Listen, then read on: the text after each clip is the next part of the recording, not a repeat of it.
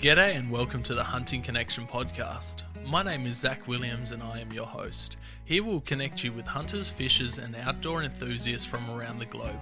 This podcast will share hunting and fishing stories including past experiences and tackle the tough hunting stereotypes our community faces. We hope to be a positive influence to those outside the community while also having a laugh along the way. Hope you enjoy the podcast.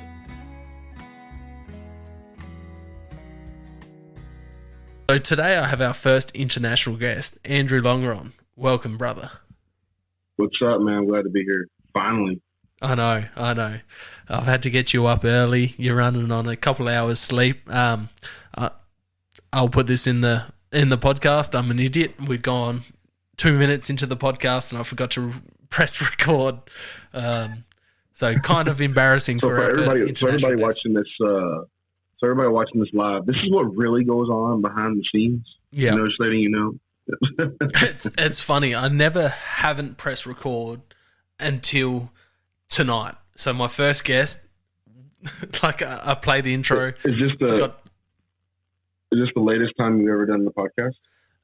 My podcast, yes, to work out for a completely different time zone. I think you work out to be about 16, 17 hours behind South Australian time. Oh, different time zones in Australia? Yeah, we do. I think we have 3 or 4 different time zones in Australia, and ours changes every 6 months. So we go like an hour forward and then an hour behind. Oh, y'all do daylight savings time. We have daylight savings down here. So where I am, I'm right down the bottom. As I was saying, you're a funny motherfucker. Mind my language for all. I know Americans can be sometimes funny with language and cussing, as you guys call it. Not just Americans, but whatever. whatever you're trying to stream to, everybody's they get to be a little funny sometimes. Australians tend to be a bit more laxed when it comes to cussing. So like I was saying, you've got a funny, hilarious TikTok channel. We were just chatting about one of my there's 2 videos you have that are absolutely classics that I love. First one is the beer poster that you did for your wife or your partner. Oh, man. That got taken down several times off of TikTok and still up on Instagram. The second one is the Mr. Boombastic videos. So you got one where you do it by yourself on the kayak, and then you got the one where you got your mate in the background. Daniel. It's hilarious. Daniel's a local, and he's a pretty hardcore tournament fisher. I met him through tournament fishing, and he wanted to do more TikToks. I was like, all right, man, here we go. And he found out pretty quickly. Like, I think we took that take probably 15 times before we finally got the timing down and right and everything. That's great. But then, of course, that's one of those videos that just kind of took off. He was just like, I was like, yeah, look, man, I know we did it 15 times, but this is why we did it 15 times. I lost it. I shared the beer poster video. Yeah, me and TikTok if I could fight TikTok over that one, that would be one of the ones. Because, you're an outdoor creator. You know how it is with TikTok. I know, man. I know. TikTok's a hard one to please. Yeah, you can breastfeed live. You can wear a bikini that shows absolutely nothing. But that video there got taken down for sexual nudity, and I think a part of my butt cheek was sticking out. But I do believe, like in the first hour that it was up, it had almost 400 shares in the first hour. I lost it. I went to share it as soon as I've seen it, and I've gone to share it, and it's gone. This video is taken down. I'm like, oh god damn! I was like, that was supposed to be my video, like the one that really took me off, and then I reposted it and covered up myself with like a sticker and said go to Instagram, and then they took that one down immediately too. I'm like, there is literally nothing showing. Let's talk about fishing. Yeah, I've had more videos on TikTok taken down than you can possibly think. I posted one. I had someone ask about my my bows the other day, and I posted a video, and it was like illegal sales and illegal content just for showing my archery equipment in my room. See, and I have friends of mine that are bow hunters, and I have a really good friend of mine. She's really coming up now, and she's a competition bow hunter, and she's trying to get sponsored by Matthews. But because she's a pretty girl, none of her stuff gets touched. But then I know guys that have a hard time just like that. Like, it's just the censorship is so picky. It's You show a bow. What I think it was is I had a crossbow in the thing, and I think because I hashtagged hunting, it just automatically flagged and seen the crossbow, and because it's got a scope on it and a stock, it automatically thought it was from now on, I'm all anytime I show any, but then you see other people whose entire channels are nothing but firearms. Yeah, I post it, and just if it gets taken down, I'll post it a couple more times, see how it goes. You ought to just like start putting disclaimers, kind of like what we used to do.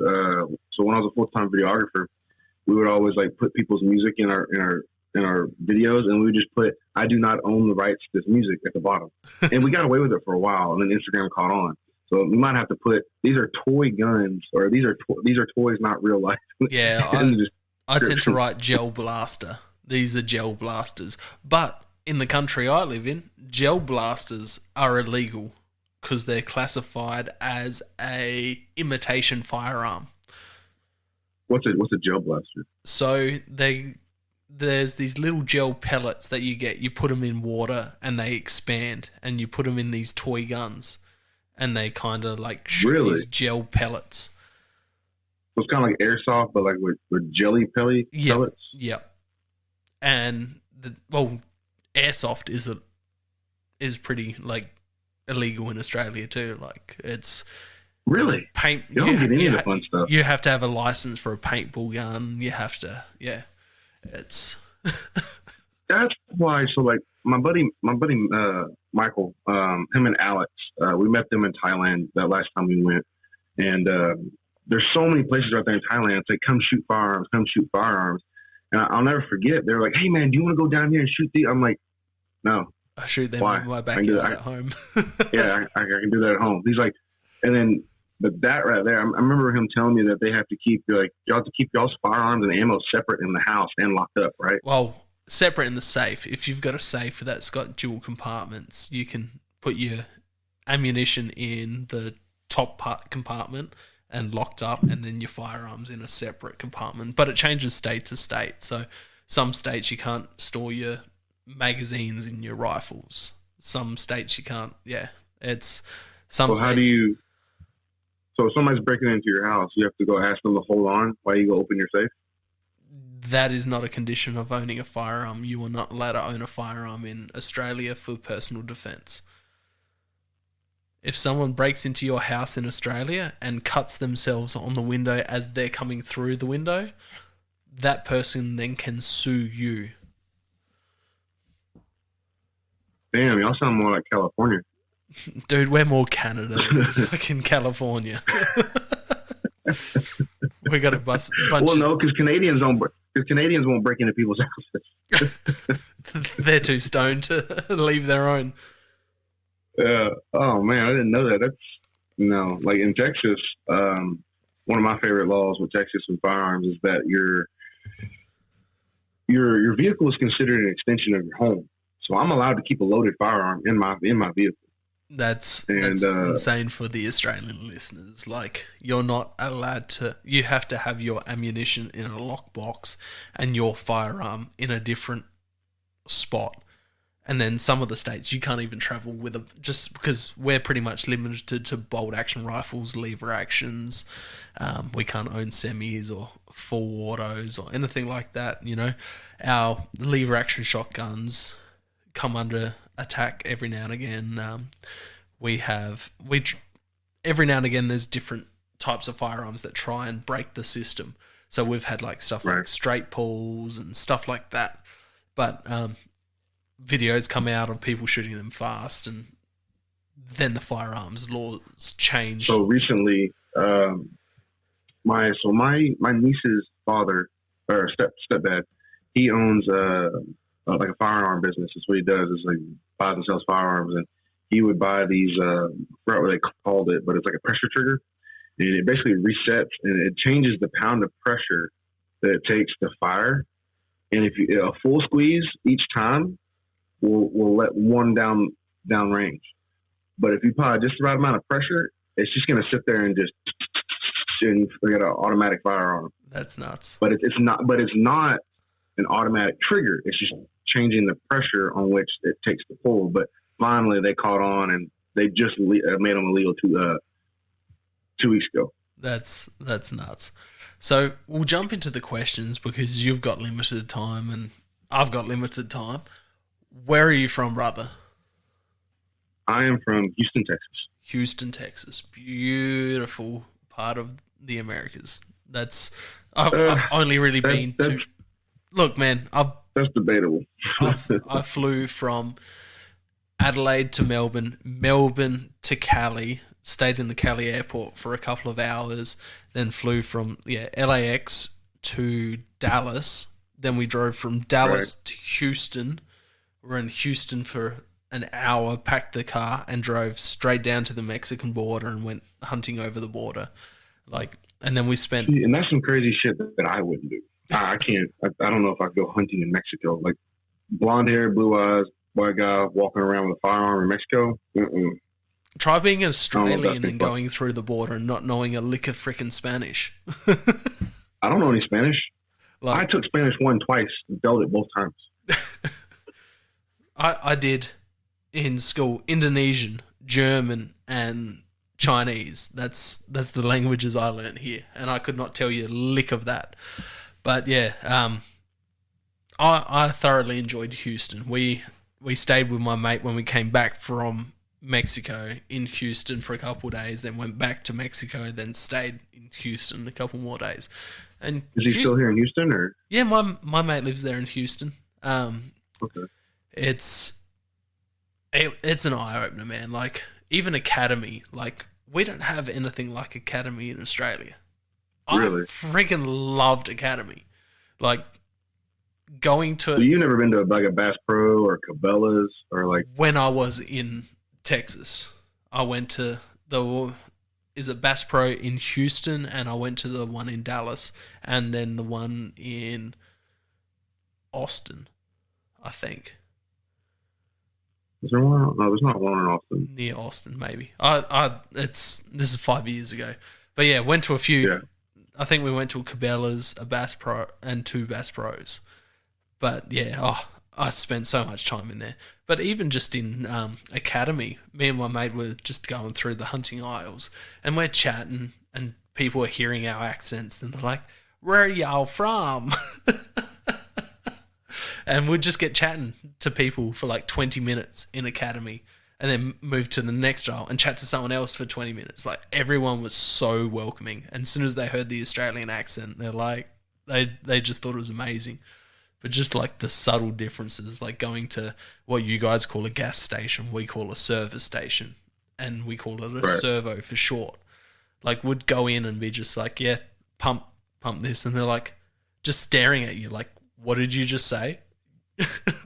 Where are you from?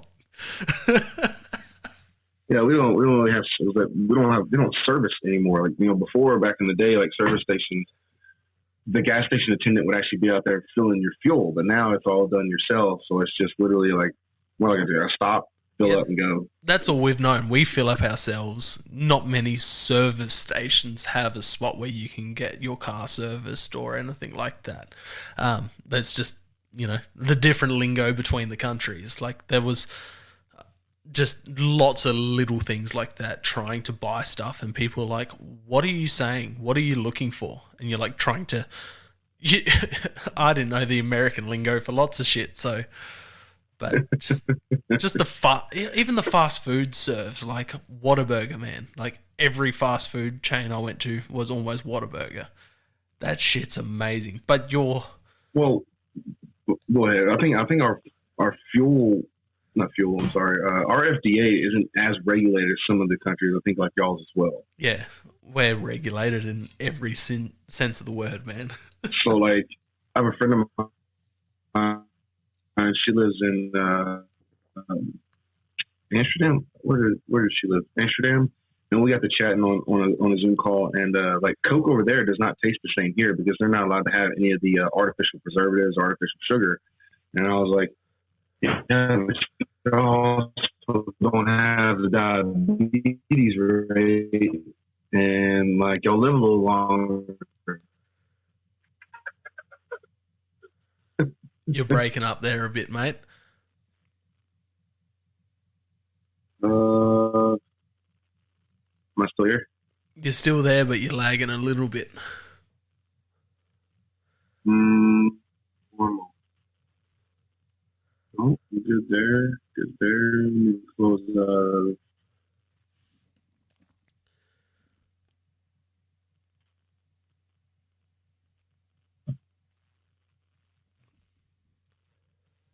Got a bunch of windows open, so it's that time of the morning too, No, it's all good. where like everybody's kind of waking up, the network's kind of getting bogged down a little bit. No, all good. But yeah, as we were saying, like the FDA, like your serving sizes over there, your small drinks when you order takeout, whether it's a Whataburger, Chick-fil-A, whatever your preference is over there, your small drinks are as big as our large drinks. Portion control. Yeah, But I will say that even when I go to Whataburger, I don't need a medium. I don't need a 32-ounce medium drink. Like, it don't hardly fit in my cup holder. Oh, I could not get over. Like, I ordered a large meal, and just the drinks that come, like, it's 5 times bigger than our large. Oh, yeah, it's so different. I can't wait to get down to Australia, man. Nah, you need to get down here, man. Like you said, you got some mates in Victoria. You've got some prime hunting and fishing down there. South Australia, we got some. We'll get you on some fallow deer and some fishing down here. I got a few good mates that love their kayak fishing. They run Hobies and fish a lot of our reservoirs for our native species. So, what do you do for work, man? You know, every time I get asked that question nowadays, it's a really hard answer because I am actually a full-time entrepreneur. And I started last summer. I quit my job. I was in the chemical industry for 10 years, and which would be you don't have chemical plants, I don't think. Do y'all? Not to the extent. Y'all process or No, I don't believe yeah, so like I worked in a chemical plant that we processed and created basically gasoline and other products that made plastics. So a very large chemical facility. But I did that for 10 years, and then now I'm just a full-time entrepreneur. And when I say that, people are going to be like, well, you know, is he really an entrepreneur or not? Like, I get all kinds of weird questions, man. But it's like, right now, me and my wife do real estate. So we've made quite a bit in the last few months with some of our investments. And then we just bought a duplex that's being built right now. We'll end up renting out one side while staying in the other. And then we're already got the duplex after that looked at. It's lot spotted. So we're going to start creating more rental properties. We had a vending business up until January. We sold that. And then said I do videography, photography. Here as of late, in the last 3 months, I've been working with a influencer group called the Trader Gang, the Trader House, Trader Co, whatever you want to call it, and doing a lot of their business back end stuff. So a lot of their e-commerce. We have a virtual assistant that I've trained up, and that's kind of the gist of it. Because there's a lot more things that I do between crypto and some other investments, and then I do a lot of consulting work. Actually, do a lot of consulting work for influencers who are young. They built a big following.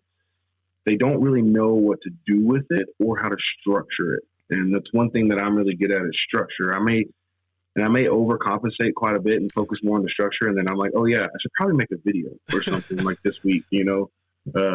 But I've always been a firm believer in if your foundation is good, then everything after that will be easy. Oh, dude, you've got your finger in all the pots, man. You know, when I first came across you on TikTok, we hit it off straight away, and we've been chatting ever since. Yeah, you've ran through all of your little hustles that you've had on the side and you've done throughout the ages. When I first started speaking to you, you were just into your vending machine stuff, and you were doing pretty well there. And your TikTok's just, what are you, 240,000 followers there?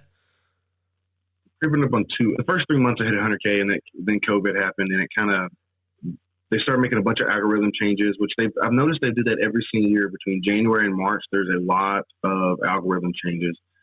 It chills out for the most part during the summer, and then late fall they'll make a couple more. But definitely around the second or third week of January for the last 2 years consecutively, they made major changes, which has affected a lot of what people do, and it's getting harder and harder to be more original. I think they're really TikTok, especially. So I lived in the creator house for 2 months, and seeing how some of the larger creators are keeping up with their platforms and how they're hitting trends is, man, TikTok pushes dancing. Yeah.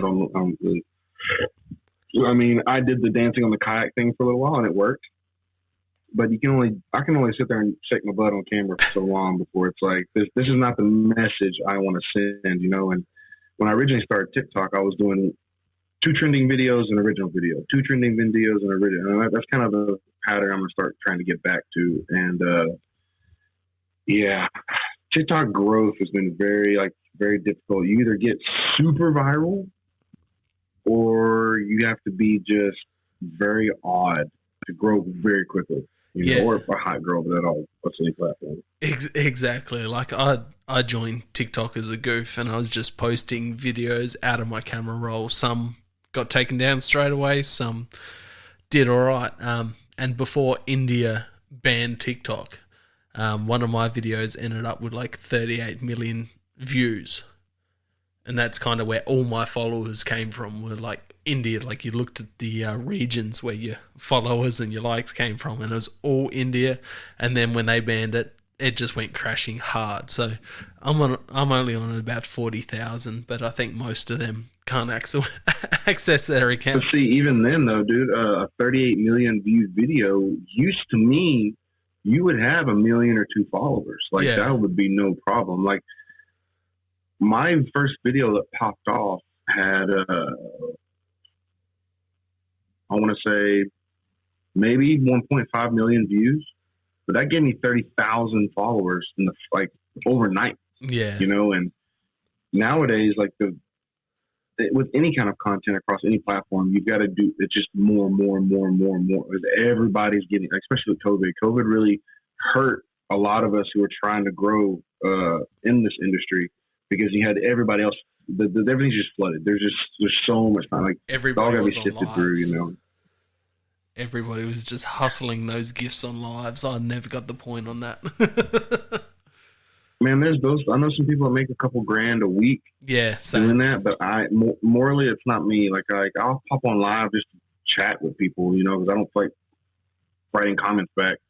But I can never. I even had a guy one time try to, my camera was like $4,000. Like, somebody tried to pay for my camera, and I wouldn't accept it. Yeah. So fortunately, through one of my good mates, Jordan, who's really successful on TikTok in Australia, he actually funded me kicking this podcast off the ground through TikTok and his supporters. He chucked my PayPal up, and he's done a video just saying, I've got a mate that wants to start a podcast. It's his passion. It's his dream. He wants to do it on hunting and fishing in the outdoors. And within 24 hours, I had enough to buy the gear. Like, it was incredible just how the TikTok community comes in together for, I didn't think I was worthy enough for any of this shit, Right. So how did you get into hunting and fishing and the outdoors lifestyle? Oh man, that started when I was yay big. My great grandfather, when I was taking fishing, I spent most of my summers with him growing up. It was everybody in my family had kids early, so I spent my summers with my great grandfather and not my grandfather. But man, it's just been in my blood ever since I could walk. I mean, when I got my first bicycle, I was loading my tackle box in a backpack and putting it on, and then riding to the further spots I could, and then got my license. And the next thing you know, like I'm all over the place. I'm fishing here, fishing there, fishing 3 hours away when I'm not supposed to be. But believe it or not, we didn't do a lot of hunting growing up. My stepdad that raised us didn't do a lot of hunting because we were really poor. So like that was with 3 boys in the house. I mean that would get very expensive pretty quickly. You know, to have have everybody outfitted with hunting stuff. You know, fishing was pretty easy, and I think I really started getting more into hunting once I started working full time.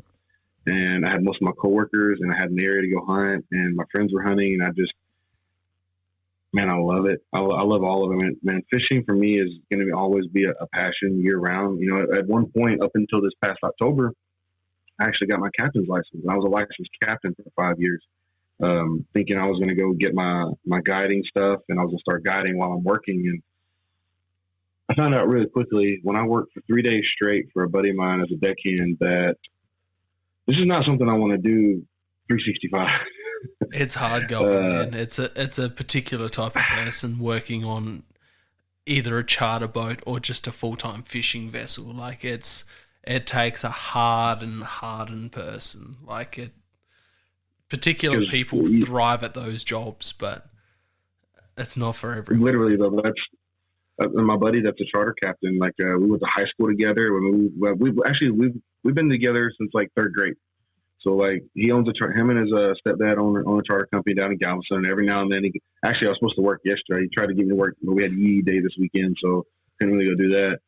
And he'll call me every now and then. I'll go deckhand for him. But he actually tried to get me to work all summer. Like he wanted me. They had bought another boat and wanted me to come captain the boat, and I was just like, I can't, man. Like it almost, when I did it for 3 days in a row, it made me really consider like everything about life. I was like, I don't want to lose that passion for it, you know? Oh, those guys that spend like months at sea is just ridiculous. Like it's, you know, I've spoken. You don't even spend months at sea.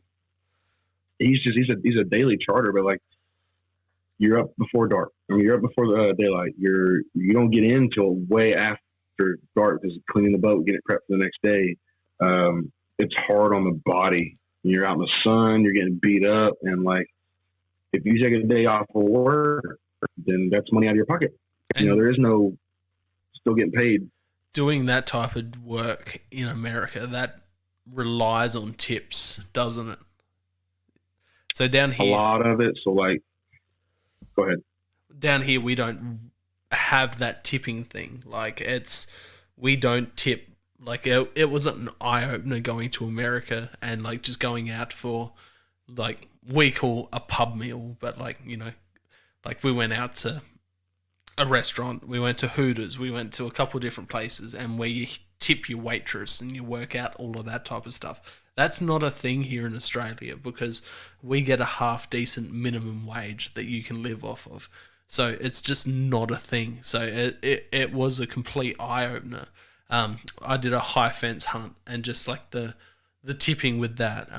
My mate owned a guiding operation in Mexico, and just him explaining like you've got your trophy tip, like your trophy guiding fees, your animal guiding fees, all of that, and then you got tips on top of it. Like it's just a completely different you got to pay the people that are cleaning your animals and all that. Like, but like what and like restaurants here though, your typical. The way businesses work here, and it's more of a business thing than like a public standard, is that, you know, your waitresses only make $2.17 per hour. Yeah, so like I think minimum wage here is like, you know, if you're above 18, I think it's like $18, $19 an hour. Like that's minimum wage for that you know, fast food industry. And then you got like holiday work and weekend work and overtime and stuff like that. Cost of living is higher too, but we don't have that whole tipping thing that America has. Yeah, it's very like I always notice every time I go overseas and I tip, especially in Thailand, they love Americans. Yeah, Thailand was crazy. Like I think that's what we bonded on was talking about fishing in Thailand, chasing those Dude, Amazon red-tailed catfish. I've done 2 major fishing trips in Thailand. First time was for the Mekong catfish. The Mekong's cool. man, I get to the point to where we cut our fishing trip short because I couldn't take anymore. Like those are strong fish. Like after about 6 or 7 of them, like your arm is just dead. Yeah, yeah. And that was actually at the Bungsamoran Fishing Park, which was also aired on River Monsters. Yeah, yeah, they've got some amazing setups. I just seen in Phuket they've got an actual saltwater fishing park now where you can chase like GTs Really? and all of those saltwater species. Gonna have to hit that up next time I go back to Phuket. Yeah, it's about a year old. The fishing park I went to was quite small. It was run by a English expat, and oh, dude, just the service was amazing. He's married to a lovely Thai girl, and yeah, just the food. He's got 2 small lakes there, and he's got a couple of small mekongs. By small, I'm talking 40-pound fish. Yeah, yeah, they don't get this, but I have seen pictures where before they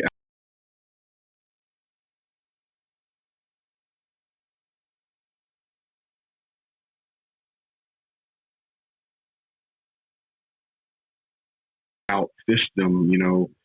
It wasn't uncommon to see a 300-pound mekong. Yeah. But nowadays, like your typical 50, 60 pounds is a big mekong. Because one of the places you went was GT, wasn't it? No, I think I seen on one of your fishing. Is it GT? What? I don't remember I had a stalk. I don't remember the name, but it was about 2 hours north of Phuket. Yeah. That's where the guy that owned that was, I think, UK, and same situation. He had another fishing park, but this one was a better location. But he actually raised arapaima. Yeah. At that one, so he had the main fishing lake that he kept several of them in, and then he had a breeding pond for large arapaima, and that was my goal going over there the second time. Wasn't able to get it, but I'll tell you right now, the ones that I saw in Bungsamoran they're the size difference. Like they were 3 times as big as the ones I saw in Phuket. Like I just saw a bat come out of the water, and I was like, "That is a dinosaur." And what is breathing, that? Them breathing on the top of the water, like it's crazy.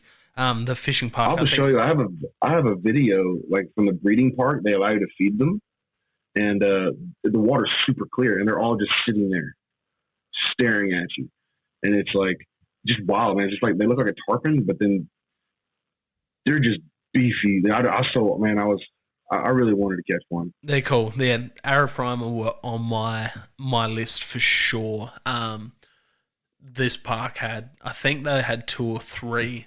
They normally caught 2 maybe a month. There was one caught the day before we were there and the day after we were there. Yeah. But yeah, it is a fishing park, so it's equivalent to what a high fencing ranch in Texas. Yeah. So they get used to certain things.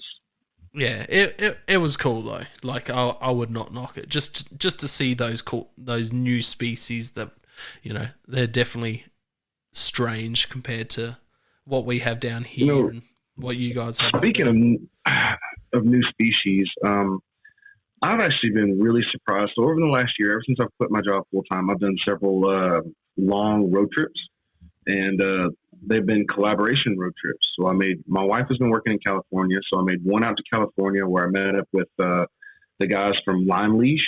It's actually a very, very useful tool. It's like a little stretchy band with a bead that goes over your loose reels, like your loose spools of line. And I like to keep a spool of line on my kayak when I'm making leaders, and I'm always having to like re-tape it down. But like they make this that just goes over. Man, it's just so nice. So I met up with those guys in Southern California and LA. I went up north to Bakersfield, met up with Tim Dobbs, and then even a little further north, met up with Tyler Hockman, and we went offshore just an hour north of San Francisco. And I've been in the U.S. all my life. I've lived in Texas all my life, and I thought there was bass, catfish, and then you have all your saltwater stuff like crappie, but whatever, crappie, and then all your saltwater stuff. But like, come to find out, just here in Oklahoma, there are these big spoonbill fish. I didn't even know was a thing until about 6 months ago. as I'm doing these road trips and getting talking with some of these other these fishing creators in like parts of the U.S. I'm like, there's just so many species in the U.S. that I haven't even been able to get close to. Those spoonbill are crazy looking fish. Like the big ones, they just get so round, like a barrel away. What's crazy to me is how they catch them. So they're a filter fish. Yeah. They don't actually bite. They're snagged. And I thought that was wild. What, like, so when I went to Texas and Mexico, like, I'm like, yeah, I need to get myself a bass or something. I tried and tried. Like, this ranch we stayed at in Mexico had a few big lakes on it, and I could not catch shit. It's just a completely different fishing style compared to what I'm used to down here. And you know, just like looking at all the sunfish swimming around, like, it's just like all these different species that, like, I've seen on Facebook, I've seen on Instagram, but just seeing them was just blew your mind. Like, walking around Houston, and like where we were in Houston, when we went to Academy, pretty much right outside the Academy, there's like these big drains, and there's all sunfish and small bass swimming around in these drains out the front of the Academy. Like, it blew our mind. Like, we're just standing, you know, just off of this car park, looking into this body of water, and just me and my mate who I was there with, were just like staring into the water and trying to work out what fish is what. Y'all don't have any clear rivers, do y'all? Not so much clear. We do have runs where our creeks are clear and our rivers are clear. But yeah, it's different. Like, we're in Texas late November, so it was still pretty humid. And then we went to Mexico, then came back, and a cold front came through, and we got snow while we were in Houston. Like, it was just two wild ends. So was it this shit? No. So in 2020, I was in Oklahoma with my my freshwater bait sponsor, Bionic Outdoors. The first day we were duck hunting, I was sweating. I ended up having to take my undershirts off by 10, 11 o'clock. And by the next morning, there was a foot of snow on the ground. And our guns were iced up by 8:45. That's nuts. Is that when Texas had the big freeze and you guys lost a No, bunch of that was actually that was 2021, but that was literally like 2.5 months before. Yeah, that's nuts. Yeah, I've seen all the posts, you know, all these exotic animals, axis and nilgai all frozen, and yeah, it's insane. So when you're out in the kayak, what's your basic gear run through when you're out kayak fishing? What kayak are you running? You running spin gear, bait caster? So it just depends on what exactly kind of fishing I'm going to go do. But I have a Hobie Outback. It's a 2019 model. They're like 12 foot 11. They're like almost 13 feet. And I've got mine decently rigged out. But because when you live on the Texas Gulf Coast, you kind of don't have an option but to be a saltwater and a freshwater fisherman. So I end up having to have both types of gear. So if I'm going bass fishing, though, believe it or not, I'm actually bringing more rods and reels with me than I will when I'm saltwater fishing. Because saltwater fishing, to me, I have a basic couple setups that I use, and then that's it. And I can pretty much catch anything that I go and mess with. So with saltwater, I use a lot of spin casts, just because I'm making a lot of casts. And with saltwater, I don't have to be as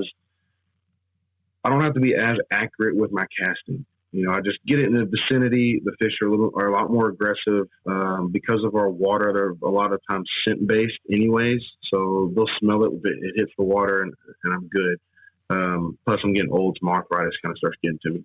But when you're bass fishing, I'll have 6 rods with me. You know, like different setups. I'll have like a heavy action with a jig. I got one that's got 65-pound braid straight to the jig. So if I'm fishing deep water and it's covered, then I need to make sure that when he bites, I'm able to rip him out of there and like not have any slack at all. But I've got other setups on 20-pound test for my spinner baits. I'm usually running them through a little bit heavier cover. Then I've got there's different actions for all your bass rods for different lures and different types of runs and how you want them to. And it's just a lot more that goes on there.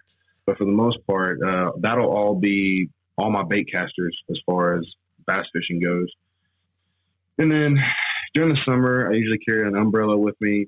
I'll end up posting up in the marsh if I get too hot, and I'll actually have this little umbrella that pops up, and I'll end up just cruising out, taking a nap. But ice chest, safety gear, the usual stuff after that. But typical setups just really depends on what kind of fishing, because I'm also I like to make trips down to Florida, and I'll go offshore fishing there. So I have a few offshore setups, and my offshore setups are a little bit more robust.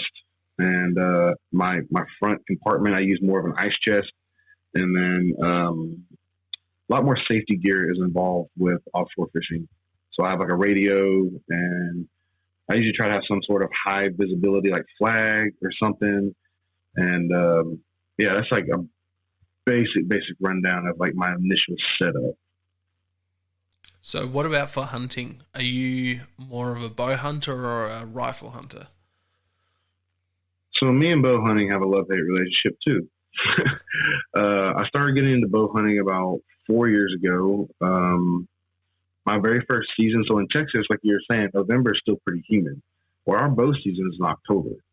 So my very first bow season, I spent most of it in mosquito netting with a thermocell and just pouring sweat the whole time. I didn't really like it. And then the following year, I got my bow stolen. And then right after that, it took me about, in 2019, I went and bought my new bow. Then 6 months later, I went on my first elk hunt. And pretty much, I really haven't got to pull the trigger or pull the release much. I've done some hunting in Arkansas with a bow. I've got like a few bucks that came pretty close. But I have a little crossbow set up that I've used to take out a couple doe in my backyard. The city limits, man, them deer get wild. So, and then rifle, man, I'm not even going to try to be humble about it. I'm pretty deadly with a rifle, and I don't even shoot nothing high powered. Like, that's actually one of my medals I got while I was in the military. And I hunt really, really thick cover, and I use a 243 is my favorite rifle. And a lot of people are going to say, it's a small rifle, but typical shots for East Texas with our thick brush is only 50 or 60 yards at max. Like I've had so many encounters. There was one time I had a ghillie suit, and I actually crawled on the ground because I heard this deer coming up the side of this canal. So I'm like he's like coming up this canal, and I'm crawling this way.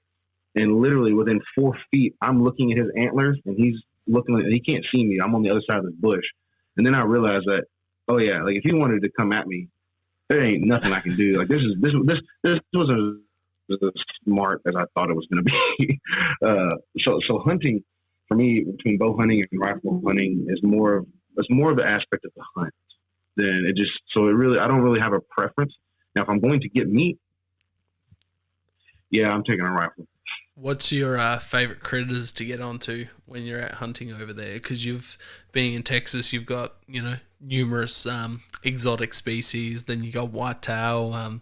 Depending where you are, there's javelina. There's I've taken javelina in Mexico, honestly, and I freaking love those things. They're a cool little critter. They're tasty when cooked right.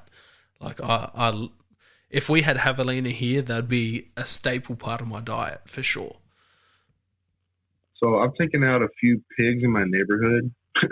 And honestly, and I'll say this openly, like a lot of deer get trapped inside of the city limits between the major highways in Houston. So I've taken 2 or 3 out there, and they taste different than they do out in the wild. But the pigs don't taste terrible. I've actually laid a pig loin from the neighborhood next to one bought from the grocery store, and you almost couldn't tell which one was which. That's insane. Slight gamey taste on the pig. But honestly, I would have to say I haven't done enough exotic hunting just because of my work schedule when I was working in chemical plants with shift work. With any kind of hunting, there's a little bit, unless you're paying for it, there's a little bit of prep work. And like I'm also a fisherman. So fishing's year round. Hunting is a part of the year that you're really gonna have to suck up some time. You're gonna spend days in woods that are not for hunting, if you're scouting, if you're setting up, make sure everything's correct. And then, so for right now, it's just a whitetail for me. The elk hunt that I went on was still pretty in the back of my mind. I found out that there's a lot of things that I did wrong. There's things that I could have done better. All in all, I prepped for 10 months for that elk hunt, and not a single bit of it went how I planned. That's just hunting in general, man. Like when I went to New Zealand, I thought I was in pretty good shape to hunt that country, and I was not. I was wrong.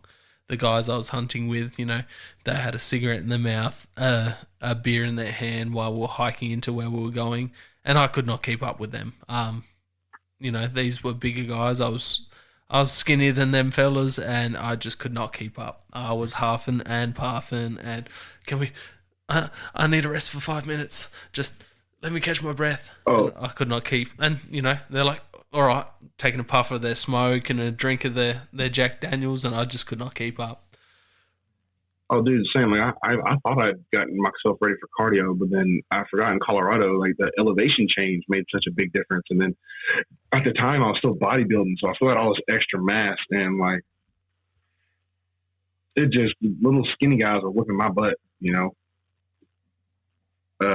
But I will say that the hunting aspect of using a bow is a lot more primal, and I really look forward to finally getting either a whitetail or at least or an elk with my bow. So we'll find out this year. I've been building out this cargo trailer to be more mobile. So this year I'm going to spend about 2 weeks in Colorado just hunting them down until I can make it happen. That's awesome, man. That's awesome. So fish species, what are you chasing? What are your primary species you're chasing? Like your couple of fresh, couple of saltwater. Okay. Which also for right now, here lately, I'm doing a lot of largemouth fishing, trying to target some largemouths. Right now, my biggest is roughly 7.7 pounds, and it's been a few years since I've caught anything close to that. I have been fishing a few tournaments, and every year, this bass club that I sponsor here in Texas, they're all either current or retired police officers and firefighters. They hold a big sponsorship tournament every year, so I usually fish that later in the year. And that part of Texas, actually, some of the lakes have smallmouth bass. And I finally caught my first smallmouth last year, and that was a little addicting. I'm not gonna lie; those little fish are brutes. Apparently they go hard. What about these mean-mouth bass that I've been hearing about? The hybrids between smallmouth and largemouth. Oh, the mean mouse. I have not caught one, but I did see 3 weeks ago that the world record was caught here in Texas. That was caught, which actually I'm pretty sure Texas has had a lot of records broken in the last month and a half, actually. So this time of year, your MLF series, your FLW series, they all start really kicking off, especially in Texas. And it's also our breeding season. So a lot of the fish are spawning right now. I think in that same, not the same lake, but within the same week, some kid, he went viral on TikTok for it too. It's like a 17-pound bass. Actually, 3 were caught that same week on that lake that were over 15 pounds. His was 17. And then within, I think, 45 minutes at a different lake, some guy caught a 14-pound mean-mouth hybrid. And supposedly those things are just, they have the size of a largemouth and the fight of a smallmouth, which when I caught my smallmouth, I felt like a redfish had nailed it. I honestly thought it was a catfish. I really did. And then when I pulled it up, I was like, no way. But it was like they're little, just muscly fish, man. Yeah. And then with saltwater, so I just got back from Bradenton, Florida. We went down there to fish with Chastity Whitfield. She her TV show just launched. She does her TV show is based on taking kids with disabilities and autism and brings them fishing. It shows them that, like they can, because dude, honestly, she's probably one of the nicest people I've ever met. Like, would do anything for anybody. Great family too. Her dad's a guide. Her dad also does like the dolphin tours and stuff. But she's not even graduated college yet, Yeah, wow. and she's got a yellowfin spunk. What? I said, yeah, wow. Yeah, like it's wild. And while I was down there, I caught my first snook. That was a little addicting. And every time I've been to Florida now, I've actually caught a new species each time. And I'm really looking forward for the. I have my main goal now is tarpon. I've got to put one down at some point. And me and Tyler Hockman were talking yesterday, and I was also talking with a Marshall. What's Marshall's last name? On TikTok, he's Georgia Bassmaster. So his YouTube following's really been cranking up. He's got over 20,000 subscribers now, all organic, by the way. That's weird. And we talked about me, him, and I was actually originally talking to Nathan Peltz. He's also creeping up over 500,000 now on TikTok. We're all talking about going down to Florida or maybe even Puerto Rico. But I'm going to do another big road trip down to Florida for sure and meet up with some other collaborators down there and hopefully knock out a tarpon. Man, speaking of Florida, one thing I want to go there is shoot those iguanas. Whether it's a blow dart or my bow fishing setup, man, that looks fun. And man, I'd love to eat one of those bloody things. Apparently they're tasty. You got to go way south. I haven't been that far south yet, but that's on my list to get down towards the Keys. There's a whole another realm of fishing down there. You have all these pet stores that through the hurricanes and stuff that but pretty much South Florida is literally like the Amazon. It's like you've got peacock bass, clownfish, snakehead. Those snakehead look freaking mean, man, and those knife fish as well. Knife fish. Which one's a knife fish? They kind of got like an eel tail, and they kind of got like. I wouldn't say the head. Those are the silverfish. Yeah, they're like a silver, and they got dots running down their back. Clownfish. Yeah, knife clownfish. That's what they are. Yeah. Yeah. That's what they. Supposedly they fight really well as well. And what was I gonna say? Don't remember. Oh yeah, Nathan Peltz, man, that dude. He'll have. I've seen him have 4,000 people in his live streams. That's insane. It's crazy how well the outdoor community does in the on TikTok, even though that we're so demonized with our content. Like, but what's crazy is I noticed he was going. He went ice fishing for a couple of weeks straight, almost every single day, and he did it around lunchtime. It wasn't like early morning. It wasn't early evening. And I've actually had this same thing happen to me. People are on their lunch breaks at work, and then they see somebody who's out fishing, and they just want to watch because it's kind of like the survival shows that are like do really well because people dude, I work next to a guy in the chemical industry. He was 26 years old and he'd never even held a fishing pole in his hand before. That's insane. Insane. People, I had the same amount of luck. I went live several days in a row kayak fishing around lunchtime, and I think my highest was like 180 people in my life. But still,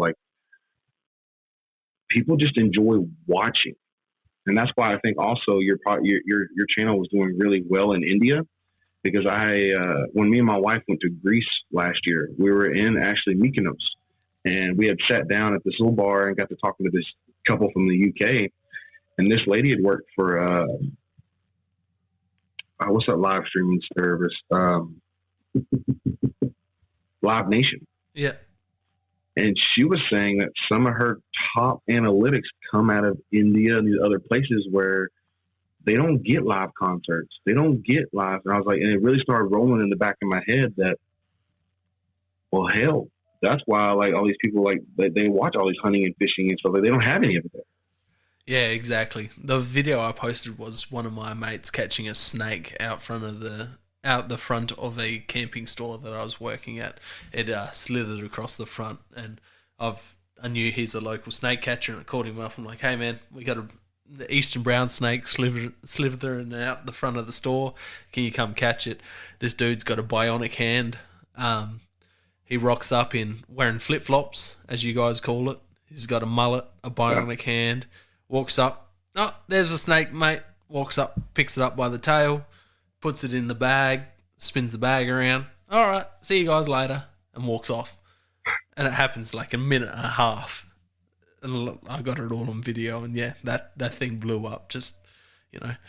Oh, that's hilarious. The most Australian bloke you could ever think of. And yeah, he's got a bionic hand. Not even to do with catching snakes. But everyone's like, that dude's missing a hand, and he just picked up the snake with his good hand. He tell people, way out. I got bit on this hand, so I lost this hand. So now it's my good hand. So what have you forgotten on a fishing trip or a hunting trip that's important that you need? Do I have a story for you? So Galveston is about an hour and a half from my house. I am always running on edge all the time with 50 million things. And if I don't have a list, if I don't have my list where it says do laundry today, I'm not going to do my laundry. That's kind of how I roll.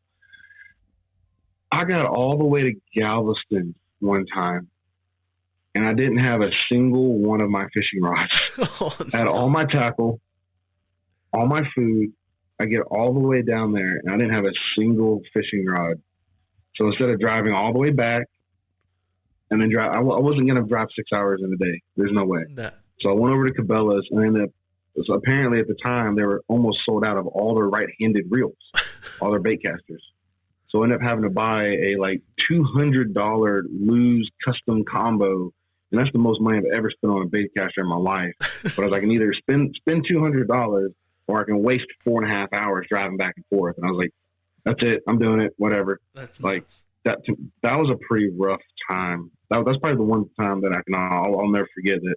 I'm going fishing, and I probably should bring my fishing poles. Yeah, no, that's a good idea. One of the last fishing guests, where he does most of his fishing is only 5 minutes from his house, and he'd left a couple of fishing, we call them fishing rods, we don't call them poles here in Australia. He left his rods sitting up against the tree. What's the most dangerous thing to happen on a fish or a hunt when you've been out? Are we talking life-threatening dangerous, or are we talking about just having to deal with an animal? Stupid. Whatever floats your boat. Well, it didn't necessarily happen to me, but we were in Destin, Florida. We had my buddy's 19-foot bay boat, and we were about 6 miles offshore. And I had a group of friends with me. We were down there for vacation to do some fishing and boat around just to have fun. Destin's beautiful. Well, my buddy has really bad stage fright, bad. So he can't just pee off the back of the boat like normal people. So he would sit in the back of the water and just try to pee. So the first reef we stopped at, he hopped out and he just kind of sitting there. It was 45 minutes and the fish weren't biting. So he decided that, it's not going to work. You're going to have to go somewhere else. Well, I also brought a chum bag with me to help chum up some fish because we had a couple girls on the boat and they don't really care what they're catching as long as they're catching something. So we pull up to the second reef and he's not even paying attention, but this time he hops off the side of the boat with the chum bag on it. And when I tell you, we weren't even there 10 minutes, and I look over the edge, and I just see about an 8-foot shark coming right up underneath his legs. Oh, no. And I am screaming off the top of my lungs. I reach over, and he was using a life jacket, just kind of holding on to it. And I just grab him by the arms, and I start ripping him out of the water. It's he's literally the chum bag is right here, and he's just sitting here next to it. I'm like, what are you doing, bro? And that was probably the scariest time I have ever been in as far as having to deal with an animal, because it had been nothing. The size of that shark, it took a chunk out of it took half his leg. There's no way. What type of sharks? He's just sitting there There, that one looked like a bull shark, Yeah. so that would also didn't make it any better. The first time I went to Destin, we caught a tiger shark. That wasn't too bad. We caught it from the kayak. We had it under control because we're having to deal with the lines. But that feeling of not being in control and be able to like have a situation handled, that was probably the most scariest time I've ever. And that even trumps. We were coming back in from offshore, and I had to throttle the boat for almost 2 hours just to keep the boat from capsizing because the waves were so big, and we were in a 30-foot boat.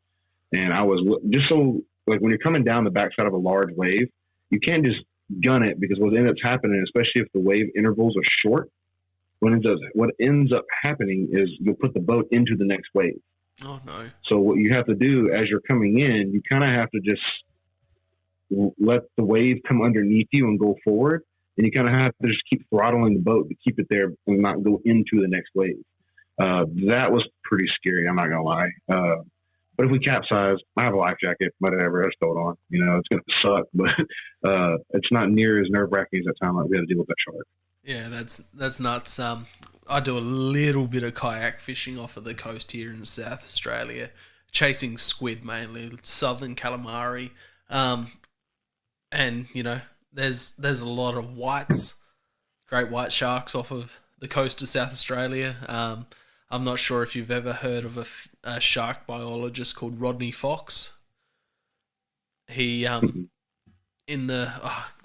couldn't tell you the year, but he was in a spearfishing competition on the coast of South Australia, and he got munged by a great white shark. If you Google his name, it comes up, and the whole side from underneath his armpit all the way down to his hip is just one big bite. He had like several hundred, maybe 1,000 stitches. He almost died. Like the bite marks and the photos, he got pulled out of the water. So yeah, there's a lot of great whites in my part. White story. Actually, I've been doing a lot more road tripping and meeting up with other collaborators. Well, when I was in California, after me and Tyler met up, which that's another thing, man. Kind of like with me and you as well. Everybody I've met through TikTok, it's been seamless. Like we meet up, and you would have thought we've been friends for years. Like it's not awkward. It's just literally like one thing I can say about TikTok is the way they design their algorithm. It has literally put me in touch with more people who are more like me than I've ever had in my life, which has been really awesome. 100%, man.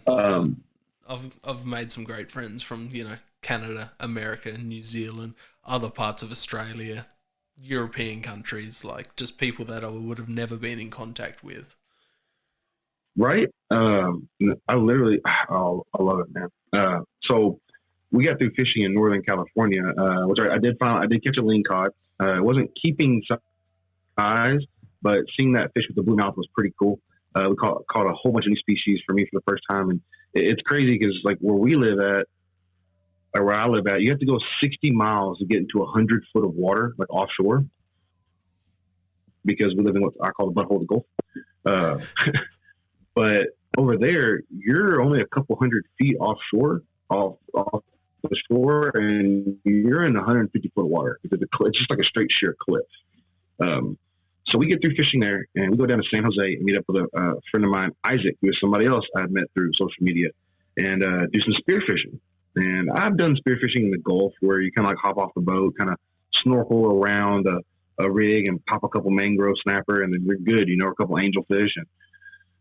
But over there, it's like you're diving down 20, 30 feet, like digging around and looking underneath rocks and stuff. And the whole time I'm out there, like I knew there's great whites in California, but I didn't ask the question before we went out there. Right. So like I'm swimming all through this kelp bed, and it's kind of like murky. And I'm like, and in the back of my head while I'm out there, I'm like, this is exactly the kind of conditions that like somebody just gets popped. And they call it, so we call it grazing. So if you look up great white grazing, what they'll do is they'll come in and then they'll just last second turn away. But we didn't. So like in my head, I'm thinking like at any moment, I'm going to put my head back underwater after I crawl over the top of this kelp, and boom, there's going to be a great white in my face. But like, no lie, one of my greatest fears is deep, dark water.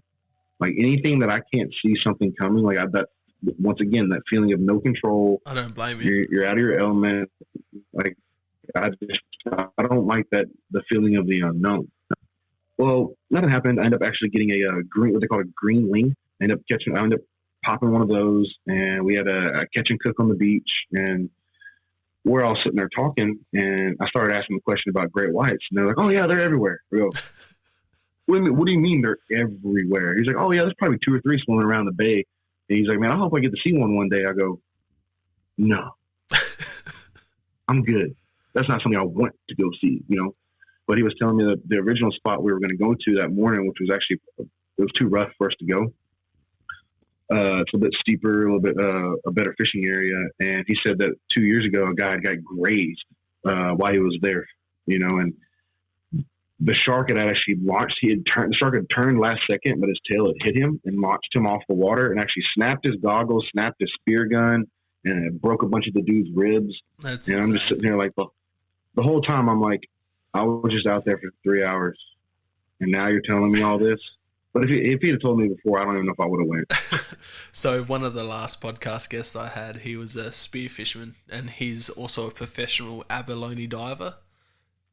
He was off the coast of South Australia in Victoria. He was out diving for abalone, and he felt something grab his head while he was out in the water. And what happened was, where he was diving for abalone was a big seal colony. One of the seals had come up and grabbed him on the head while he was out diving, and took a bite of his head while he was out diving. And yeah, he was saying that, you know, the first thought is a shark. Did it like leave any holes in his head or anything? I mean, no. seals have some pretty big teeth. Yeah, they got some pretty gnarly canines, and just let go. He said, yeah, that got the old heart rate racing a bit. I'm like, racing a bit? Yeah. I would have died. I probably wouldn't have got back in the water. Right, like there's nothing, like in the back of my head, I'm like, there's nothing worse than me like swimming around and then like me just turn my head and be like looking face to face to something like. Oh, just even when you're diving and you've got a shadow of the cloud go over the top of you, like the sun goes behind a cloud and you get that shadow, like my heart stops when I'm in the water there, you know. I've had dolphins scare me out of the water for 6 months. Hey, dolphins are large animals, man. Don't let them things like let people on TV fool you. Like you see them in the wild, and that's a large animal. Okay, especially if you don't know it's a dolphin and you see fins and shadow, you're gone. You're out the water. And these guys wanted to do a night dive down near San Diego, and I go, no, I don't do dark anything. And you're asking me to go get in the water in the dark? That's nuts. And they're like, yeah, that's the best time for lobster. I'm like, no, I don't care. It's not happening. So, a mix-up of fish and mammals, what would your top 5 dream animals and fish be to hunt and catch? Oh, man, you got to hit me with the hard questions on that one.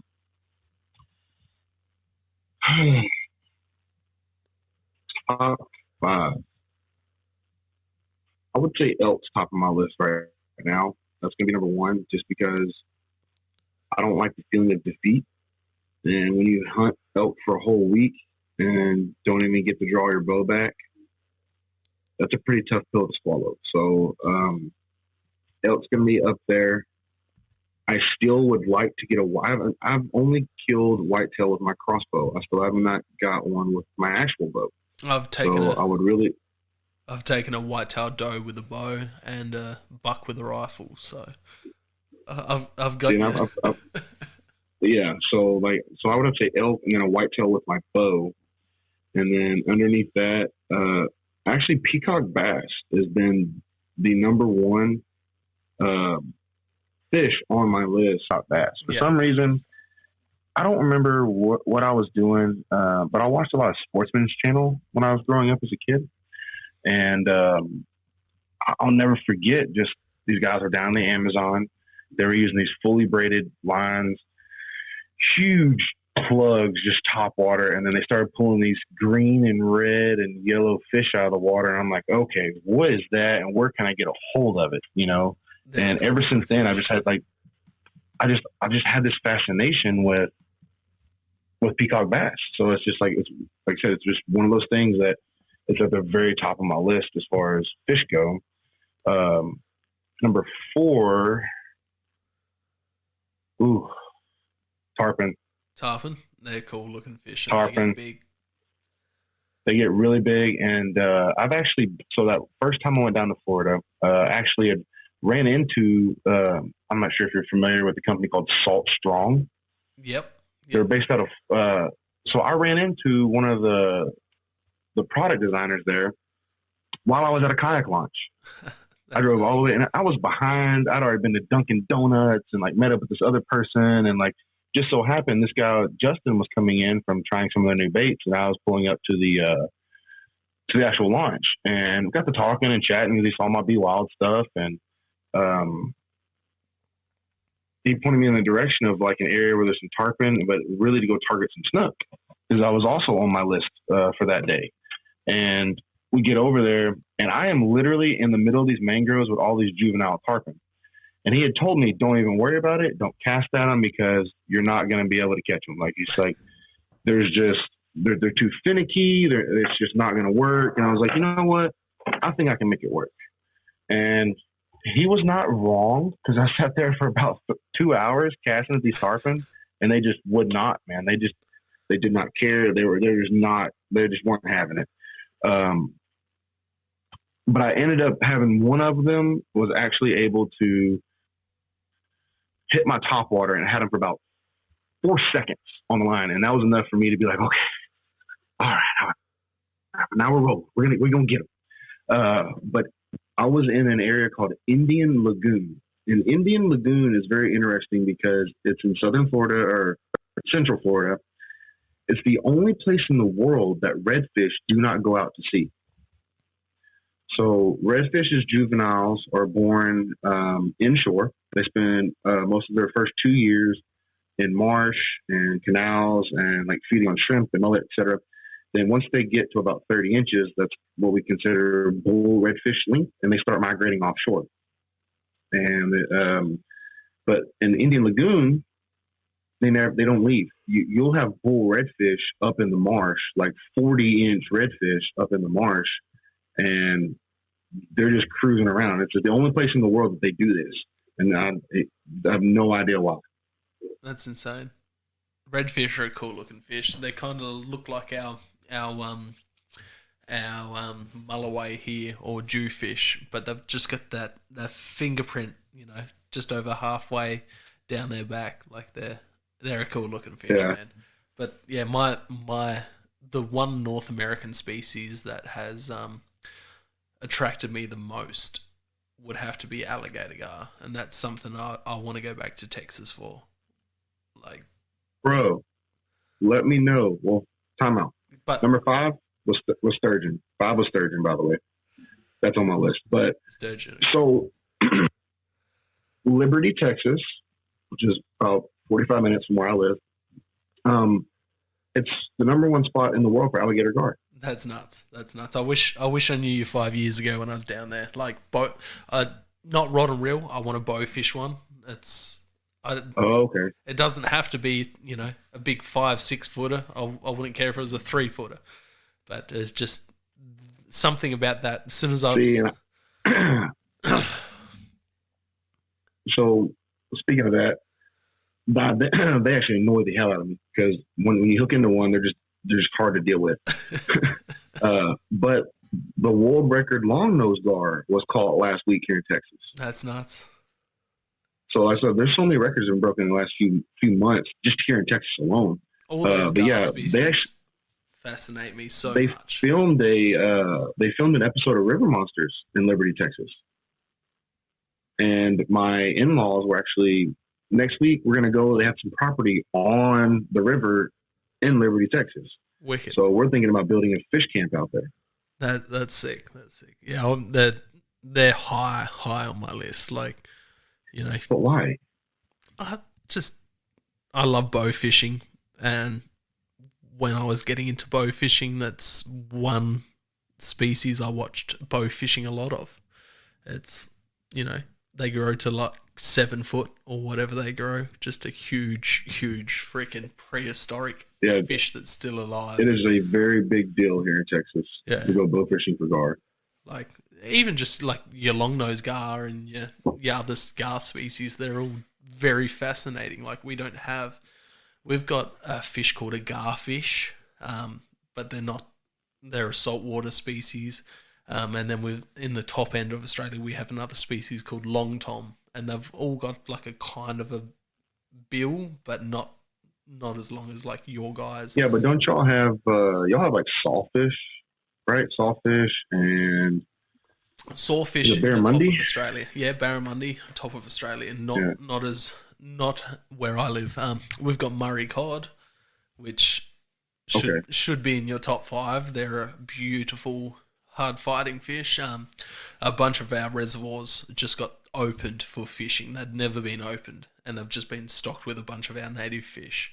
And Murray cod has been one of the fish that they've stocked. So I actually, at the start of this year, got to go catch I caught one Murray cod in our big river, and it was only, you guys don't go 30 centimeters, but it was less than a foot long.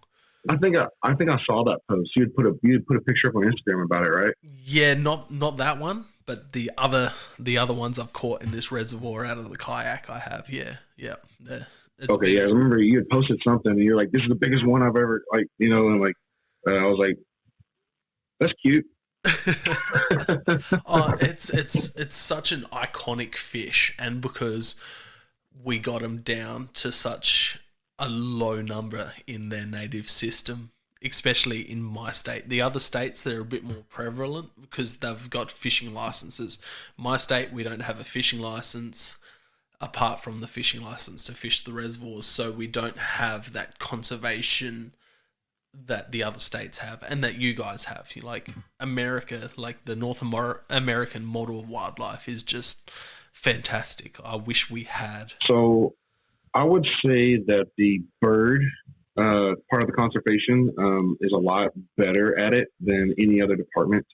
Your federal game and bird commission does a really good job of monitoring, and just your waterfowl hunters in general, I feel like are a lot better conservationists because of not only do you have to you're only allowed 6 ducks per day. You can only have 2 of this, 2 of that, or and be able to pick that out in the air and be able to know which one. And a lot of about it is, and that's one thing I will say about bird hunting. Like the people I do go with, you're very intelligent and they're very conservation related. And I really, that's one aspect of the outdoors I really enjoy is the conservation side, because our saltwater fisheries are not, I think they could be better. We have what's called the Coastal Conservation Association, and you have a chapter for each state. We recently have made several changes in the state of Texas, especially with our trout fisheries. They used to be limit 10 per person per day, and now it's down to 5, because to get a good-sized trout, which would be 25 inches plus, you have to go to parts of southern Texas that people normally don't have access to. Or if you stay around the Galveston, middle, upper coast, to catch a fish over 20 inches is a good fish on a good day. And that's the fisheries have just been very diminished over the years, especially with guiding and stuff like that. I will say that I wish there's that the flounder industry, they finally made some changes to the flounder fishing. The snapper industry is federally regulated, and that is still a pain in everyone's butt because of the way it's regulated.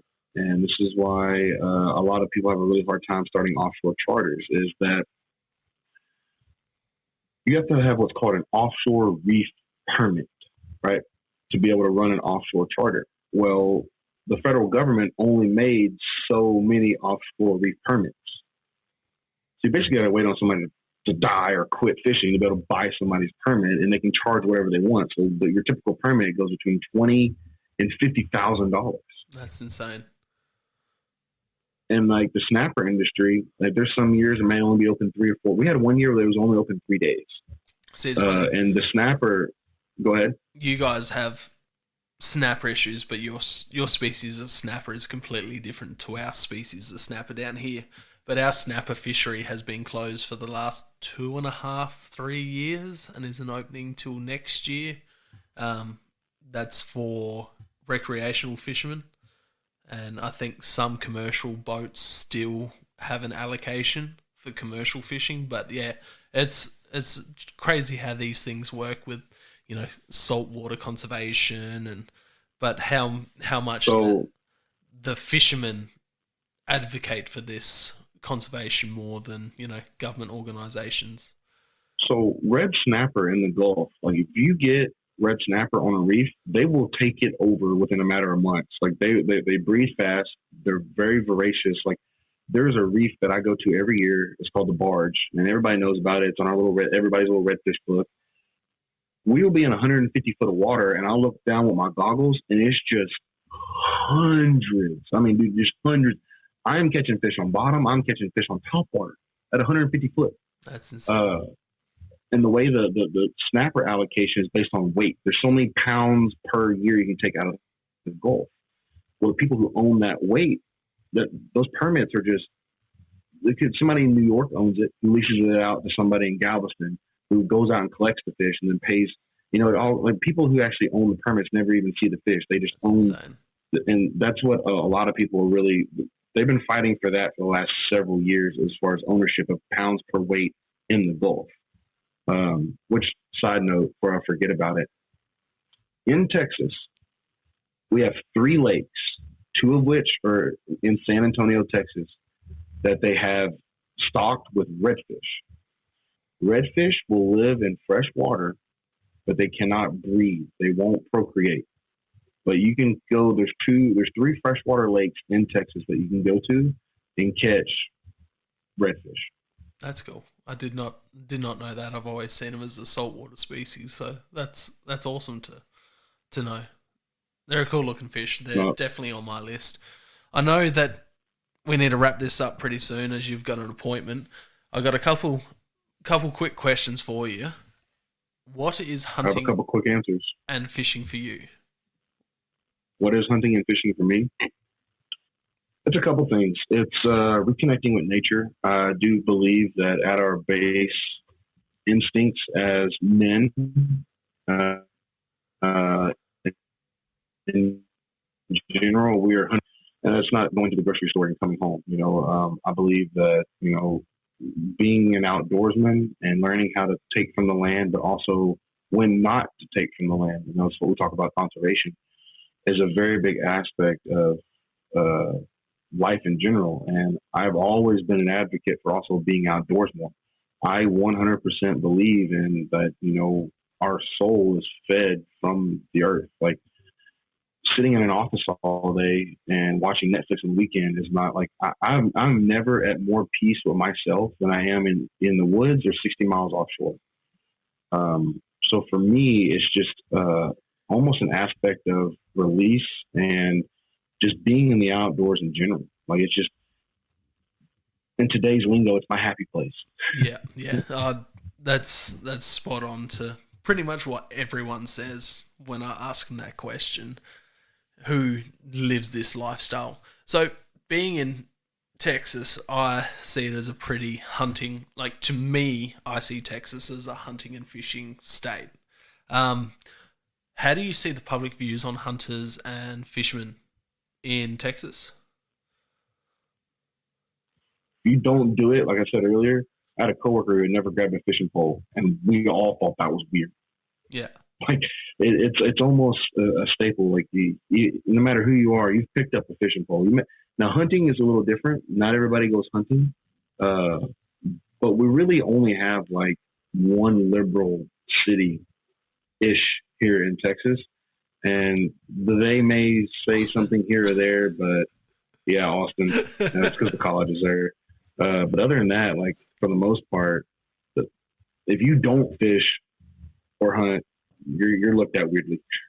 That's a dream. I wish Australia was like that, and I wish my state was like that. Hey man, we're apparently everybody's moving to Texas and Florida. You're more welcome to come over. No, that's a big trip. Like I've said before, I reckon we move all the hunting and fishing minded people to Australia, and we send all of our liberal folk from Australia to America, and we just start again. Trade, Just a hunting fair and trade. fishing colony down here. You know, bring all your favorite species down, and yeah, We'll start. just mix it up. Yeah, exactly.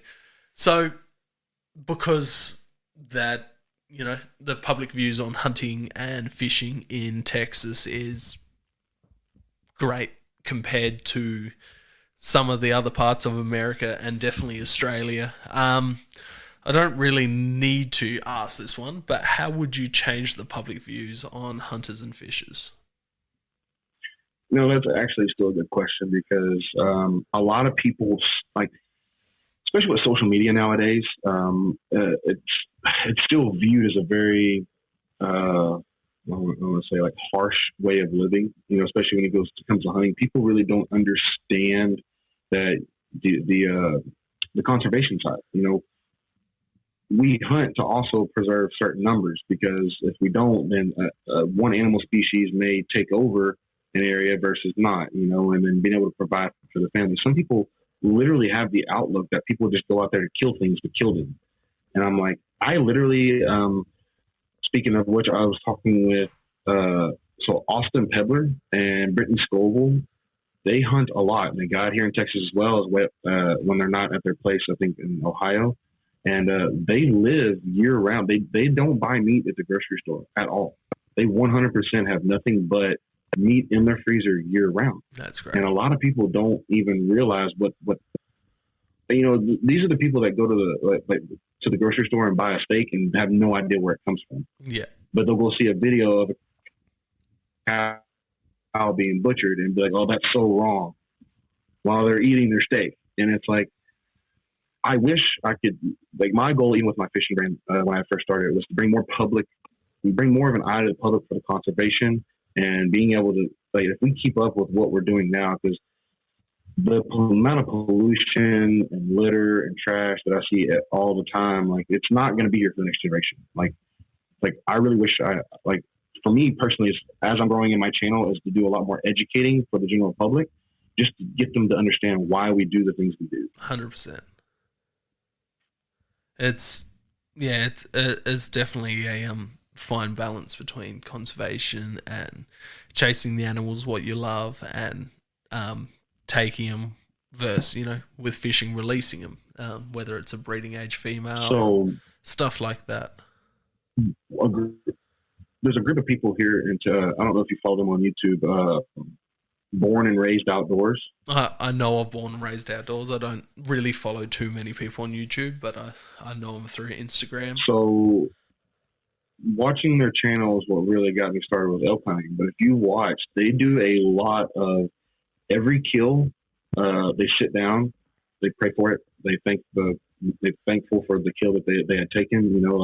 And if they shoot an animal, like, and a lot of people don't realize that, most hunters, if they shoot an animal and they're not able to find it, like, we feel terrible. It's like, that is like the worst feeling in the world. Like, there's nothing like that's a really hard pill to swallow, knowing that you killed an animal for no reason.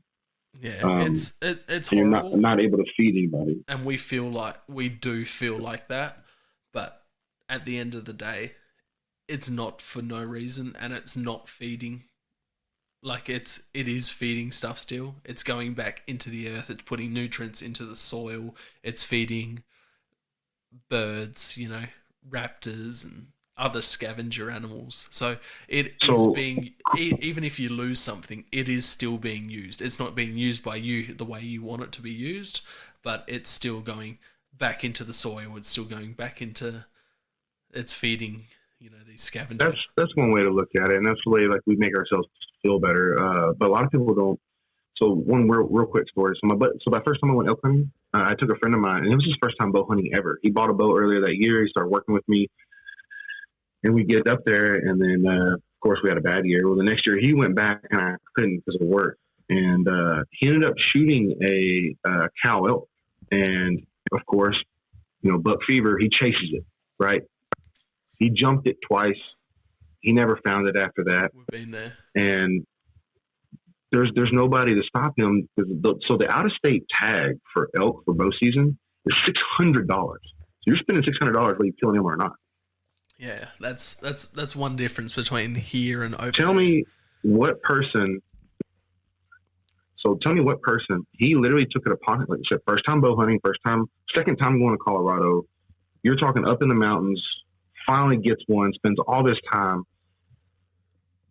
He still had another week and a half in Colorado, but he packed his bags and left. And when people asked him why, he said, "I shot an animal. I did not find it." He's like, "I don't deserve to put an arrow in another animal." I filled my tag, yeah. You hear that a lot over there. We're pretty fortunate over here because everything we chase here is an introduced species. So we don't have seasons, we don't have limits, we don't have, tags. Mostly, there's a couple of seasons and tags in a couple of different states for a couple of different species. Hog deer in Victoria being one of them, and fallow deer in Tasmania being another one of them. But, we're fortunate enough to be able to make those mistakes without spending that money that you guys have to spend on, whether it's limited draw, applying every year for a once in a lifetime animal, right. But I mean, but even then, like just from the conservation aspect, being able to, being enough of an outdoorsman to walk away when there's nobody stopping you from going and drawing your bow back again, like that's the part of being an outdoorsman for me that I would really love, like the public to know more about. And I think that if we could, if we all as outdoorsmen can show more sides of that, then I think in general, like there'd be a lot less redneck eyeballs. Yeah, 100%. And you hear that story like all the time. People asking in America if they wound an animal and lose it, is that classified as your tag being filled? As far as I know, majority of the states it's not classed as, but a lot of people do class it as that's their tag, that's their animal done. I'm not sure of any states off the top of my head that actually class that as a field tag, but yeah, it's just Colorado actually does. Yeah, Colorado says that if you wound an animal, and even if it goes on somebody's private land and they won't let you go retrieve the animal, you still filled your tag. Yeah, which is it's understandable, especially for how the North American model works and how that they hand out their tags due to numbers and hunting pressure and all of that. Like it's an amazing thing over there. You got to get going. I'll let you cruise, but if people have enjoyed what they've heard tonight, where can we find you? Instagram, YouTube, TikTok. So before I get off though, because I can tell you all that in 2 seconds, because I did reschedule my chiropractor where you were at the, what do y'all call it down there? A toilet? Toilet? You have a weird word for toilet down there? Let's call it a toilet. Okay. We have all kinds of weird, we have like 50 names. A Dunny, a Lou. I want to know, you never really told me, what made you want to start the podcast? I love talking hunting, everything hunting, fishing related. More than anything else, I've always soaked in hunting, outdoors, fishing stuff. Like I wasn't great in school, but as soon as we had projects on feral animals, I perked up. Whether we picked up on conservation stuff, fishing stuff, that's where my interest has always laid. I've been hunting and fishing since before I can remember. Before I was 3-4 years old, with my pop and my dad and my stepdad. So yeah, the outdoors has always been me. Like other kids were playing sports and I was off fishing or shooting goats and rabbits and going down to the range and shooting the .22 or the air rifle. And then just everyday conversation when I'm chatting to people, I'll drop a hint that I go hunting or fishing, And if someone picks up on it and goes, "Oh, what do you hunt?" or I hunt, or I fish, it's just that's what I'm attracted to. I like, talking to people and then getting their views on hunting and fishing and the outdoors. And it's just progressed after being a guest on a few hunting podcasts. My first one being Big Buck Registry. They're based in the States. I did that 8 years ago now, probably, and then a few other ones, and it's just been something that's because you forgot to mention while we're in here about like you're famous too. You know this, right? No, I'm not famous. I'm infamous. I'm not loved. I'm hated worldwide. Hey man, as Donald Trump would have said, love or hate, they're still talking about you. They're talking about you. Yeah, exactly. But yeah, it's just my love of the outdoors and chatting to outdoors people about something I love. I love nature. For show and tell, I was bringing goat horns in, and I was bringing skins in, and I was bringing snake sheds and lizard sheds and bones and all of that for show and tell, and like a pet snake. Like other people will be bringing cats and dogs in, and I've got this python that I'm bringing in to show and tell. Like we have a thing down here called yabbies. You guys call them crawfish. They're very similar. They're like a freshwater crayfish species. And I'd go down to the local creek on weekends and catch a bucket of them, and then I'd go to school and then sell them to the other kids for like 50 cents, $1. It's just. So you're also a businessman. Yeah. So do y'all have you call them yabbies, like yabbies. YAB? YA. Y'all have a yabby. Y'all have yab. Why? Y'all have a yabby boil. So we don't really have a yabby boil, but we do. We do boil them up. It's not something like your crawfish boil where you're putting, what's that spice mix that it Ollie y'all put on there? Old Bay. Some Old Bay. We do a little more than Old Bay down here. Corn, mushrooms. I like the mushrooms. Potatoes, butter, onions, some zatarans. We actually have it looks like a giant barbecue pit. Yeah. But it's strictly for crawfish. So and you just pick it up and dump it. I boil them, and I if I'm eating them fresh, I'm dipping them in white vinegar and just dip the tails in vinegar and eat them that way. Try it. It's good. Or I pickle them. So you get a jar and you pickle them in a jar, and you put all the tails in vinegar and you're pickling them, and you just eat it like that. Crab meat goes amazing the same as well. I'm not following you on that one, dude. So, do you know what vinegar is? White vinegar? I know exactly what vinegar is, and that's why I'm not following you on that one, man.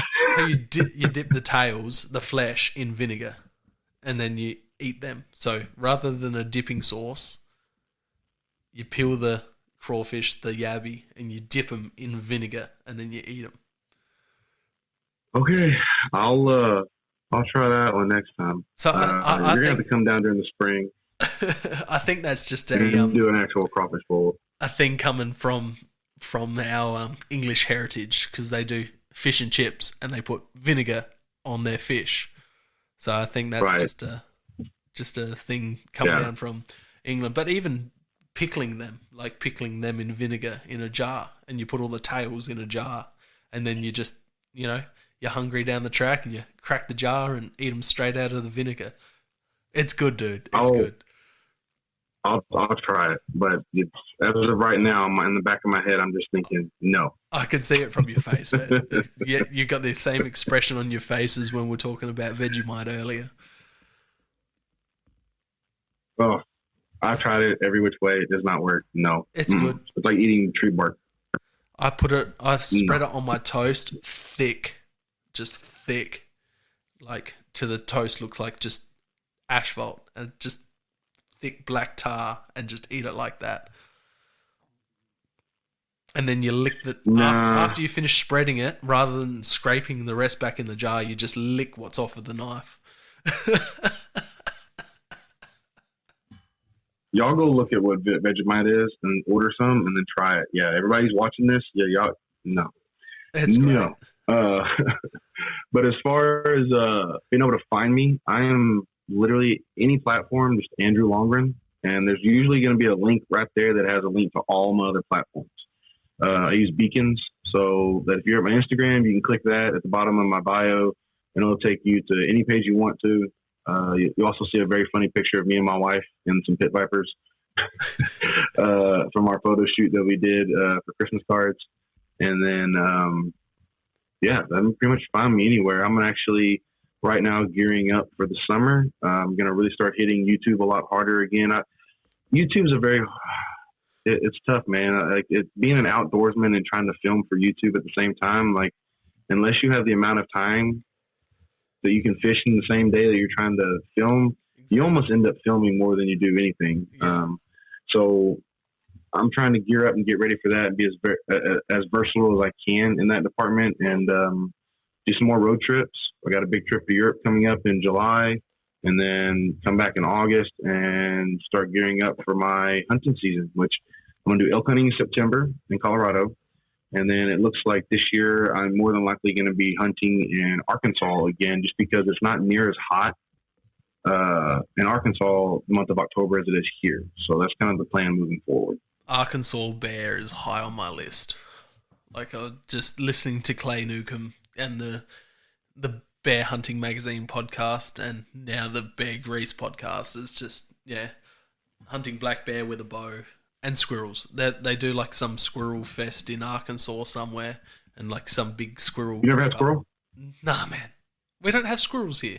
Oh, really? No, we don't have squirrels. Oh, I grew up like I had a pellet gun. That was my first gun, and man, we murdered. So we have rabbits, cottontail.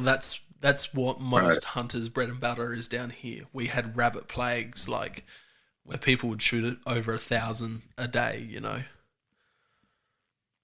Oh no, we just go around the neighborhood and pop them squirrels out people's front yards and make squirrel gumbo and fry them up. Dude, that's what I did from like age 12 to like 14. It sounds stupid, but squirrels are one of my highest rated North American things I want to go shooting and cooking up.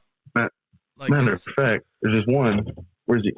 Yeah, he's out there. He's in this tree every day outside. My dogs keep trying to get him. I seen one squirrel from a distance while I was in Houston running across the road like 100 yards up the road. That's the only one You better be careful, because it might have just been a rat, because we got some big rats in Houston. Nah, it was in the countryside. I couldn't tell you where we were, but it was definitely a squirrel, but it was still 100 yards out, and I've just seen this thing go across the road and then up a tree. I'm like, oh no, but pulled over, couldn't see it.